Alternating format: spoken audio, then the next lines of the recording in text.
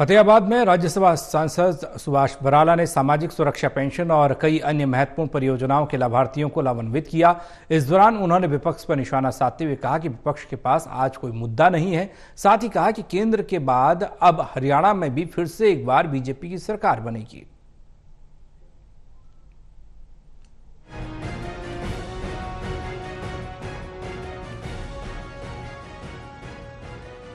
फतेहाबाद में बीजेपी के राज्यसभा सांसद सुभाष बराला का कहना है कि पार्टी आगामी विधानसभा चुनाव को लेकर पूरी तरह से तैयार है और प्रदेश में एक बार फिर बीजेपी की सरकार बनेगी।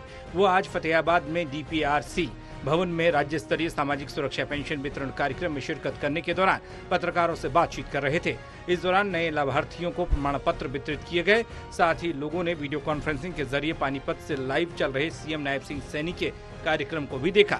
सुभाष बराला ने कहा कि आज पूरे प्रदेश में जरूरतमंद परिवारों को वृद्धावस्था, दिव्यांग पेंशन आदि समस्त योजनाओं का लाभ सीधा मिल रहा है।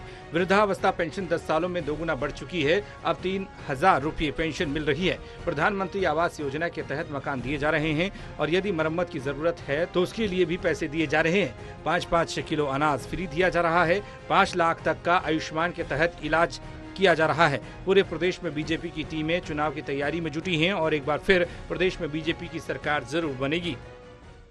एक तरफ प्रधानमंत्री आवास योजना के तहत गरीब को मकान दे रही है, दूसरा ये सुनिश्चित कर रही है अगर मकान की मरम्मत की जरूरत है तो उसको 80,000 रुपये दे करके मकान की उसकी मरम्मत हो।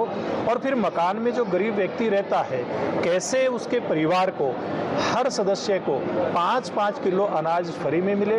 अगर कहीं कोई इस परिवार का सदस्य बीमार हो जाता है तो आयुष्मान योजना में 5 लाख तक का उसका इलाज फ्री में हो। और कैसे अब नरेंद्र मोदी जी हमारे देश के लोकप्रिय प्रधानमंत्री ने गरीब परिवारों के घरों की छतों के ऊपर सोलर सिस्टम लगा करके सूर्य घर बना करके देना ताकि उसके घर का बिजली का बिल भी धीरे धीरे करके जीरो हो जाए।